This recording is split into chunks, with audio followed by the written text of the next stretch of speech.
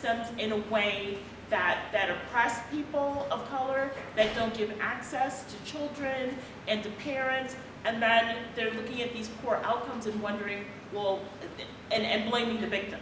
So I applaud you on the work that you all are doing, and encourage you all to kind of share some of your best practices. And my other question for you is the education of the teachers.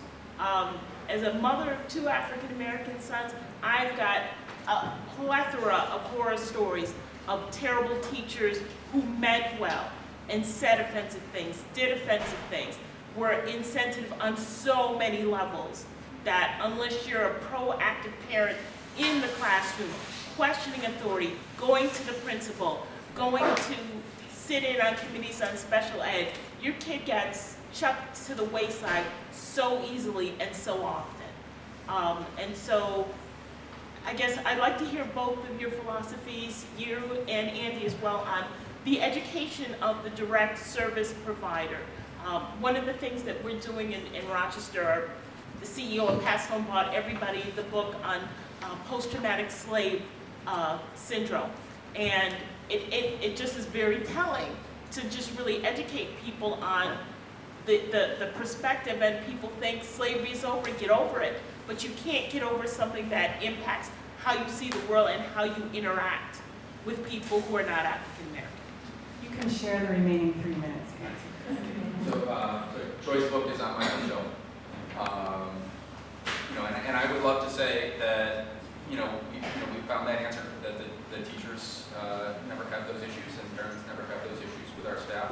My own kids go to school in Schenectady, and one of the things that I have to remind folks is that this is I only get to see people on their best behavior as the superintendent. And so when the way my kid gets treated, I have to assume this is the best treatment that any kid gets. And if that's what my kid is getting, and it's not okay, then other kids are getting way worse. And what has happened over time is that we have a fairly significant population of parents who have decided that, you know what, never mind. My kid is going to do their time. They're going to take care of my kid. I will take care of them when they get home. You just make sure that they come back, with all their fingers and toes, and and then I'll do what I got to do because I'm tired of my kid getting treated like that.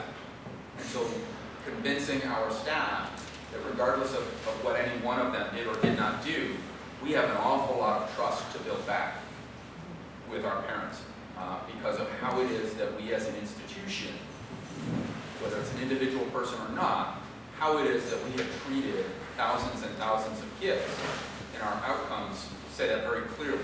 We don't need to look at individual incidents, although there are many. And being able to acknowledge that and talk about that with parents has been the first step in getting them to re-engage in a system that they had written off.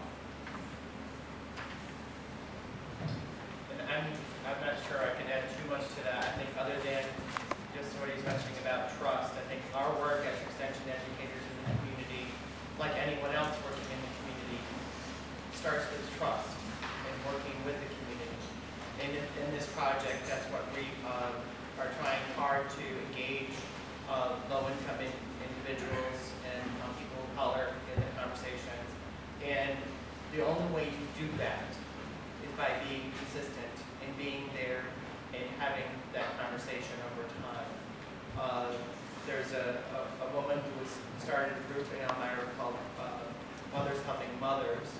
And over the past few years, as we've engaged and communicated with her about this project and helping her with one of her community events and being there to help bring voice to that community, it doesn't help to say, oh, good job, you're doing a good job, and you have to show up and work hand in hand and have those conversations.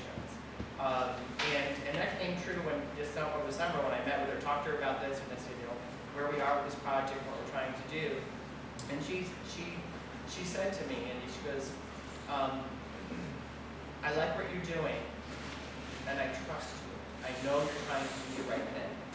But I know that work has to continue. It's not, we have to demonstrate that we are really going to act the way we say we want to act.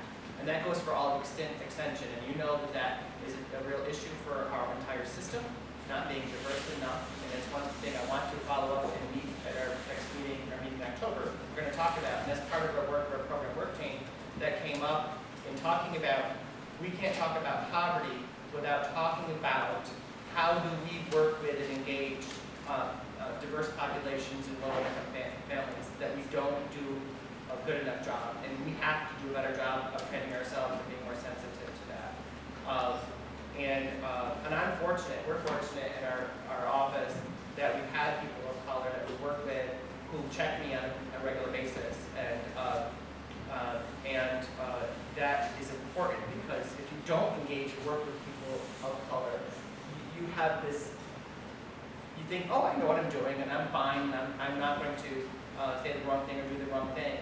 You have to work together, you have to be in the same place, and you have to work together. And so we all have work to do, I have work to do, but that's part of our initiative to do that, because right now the people in the community don't trust the people of color.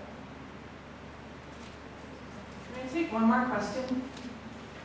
My name is Andrea Dure. I'm a graduate student in geological sciences right now. So Tom, you were talking earlier about the Internet of Things and automation being one of the causes for job losses. So I was wondering how communities are preparing workforce, especially in areas where it's a very manufacturing oriented. How are they preparing for this transition?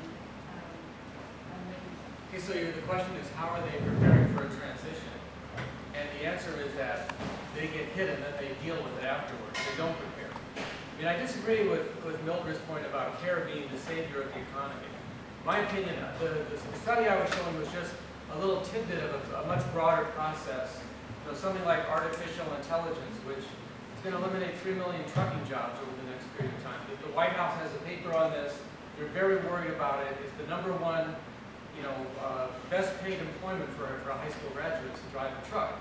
And those jobs, Wall Street spent big time on driverless technology. So I think that we're really in the middle of something that's extremely big in terms of changing the nature of work, eliminating labor from the production of goods and services.